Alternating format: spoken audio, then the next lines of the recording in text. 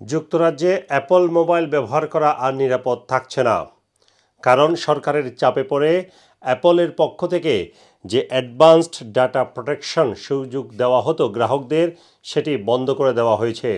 শুক্রবার বিকাল ৩টা থেকে এই সুযোগ বন্ধ করে দেওয়া হয়েছে।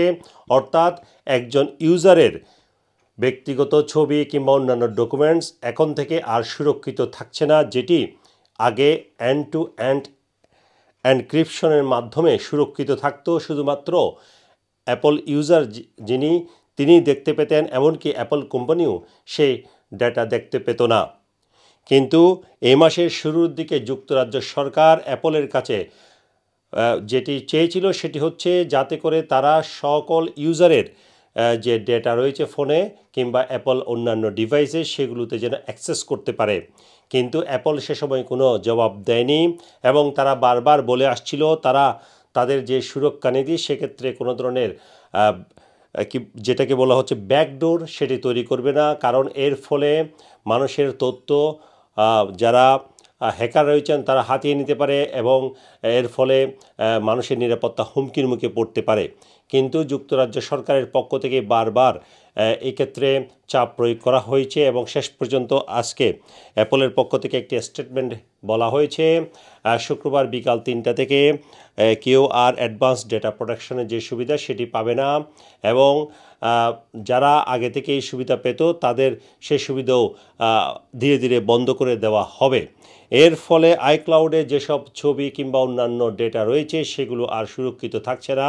সরকার চাইলে যে কোনো মুহূর্তে সেসব ডেটা তারা দেখতে পারবে, অ্যাক্সেস নিতে পারবে। এই পদক্ষেপ নেওয়ার সময় অ্যাপল বলেছে তারা খুবই হতাশ হয়েছে, কারণ এর মাধ্যমে নিরাপত্তা ব্যবস্থা সেটি বিঘ্নিত হয়েছে এবং কিন্তু সরকারের কারণে তাদেরকে বাধ্য হয়ে এইটি করতে হয়েছে। এই সুবিধাটি যেটি যেটাকে বলছিলাম অ্যাডভান্স ডাটা প্রোটেকশন, সেটি 2022 সালের ডিসেম্বরে চালু হয়েছিল এবং কী পরিমাণ অ্যাপল ইউজার সেটি ব্যবহার করছে সেটি অবশ্য জানা যায়নি।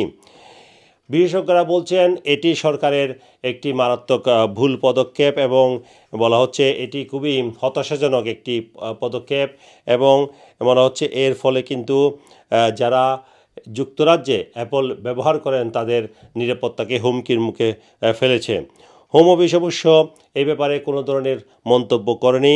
তারা এর আগে ইনভেস্টিগেটরি পাওয়ার্স অ্যাক্ট আইপিএ তার অধীনে তারা অ্যাপলের কাছে চেয়েছিল এবং বিভিন্ন কোম্পানির কাছে চেয়েছে যাতে করে তারা ল এনফোর্সমেন্ট এজেন্সি যেগুলো রয়েছে তারা বিভিন্ন মানুষের তথ্য পেতে পারে। এর কারণেই মূলত অ্যাপল শেষ পর্যন্ত এটি করতে বাধ্য হয়েছে। তবে এর ফলে মার্কিন যুক্তরাষ্ট্র থেকে বিরূপ প্রতিক্রিয়া এসেছে। ইতিপূর্বেও মার্কিন ভাইস প্রেসিডেন্ট জেডি ভান্স তিনি বলেছিলেন যুক্তরাজ্যের নাম উল্লেখ না করে তিনি বলেছিলেন কোনো দেশ যুক্তরাষ্ট্রের যেসব টেক কোম্পানি রয়েছে সেগুলোকে প্রেশার দিচ্ছে এবং সেগুলোর যে নিরাপত্তা ব্যবস্থা সেগুলো ভাঙার চেষ্টা করছে। এই অবস্থায় অ্যাপলের যে সিকিউরিটি সিস্টেম সেটি কমে যাওয়ায় ধারণা করা হচ্ছে যুক্তরাজ্যে অ্যাপল ব্যবহারকারীর সংখ্যা অনেক কমে যাবে। তবে অ্যাপল বলেছে ভবিষ্যতে যদি এই নীতির পরিবর্তন হয় তাহলে তারা এই ধরনের নিরাপত্তা ব্যবস্থা আবার পুনরায় গ্রাহকদের দেবে। Sarwar Hossain, top news, London.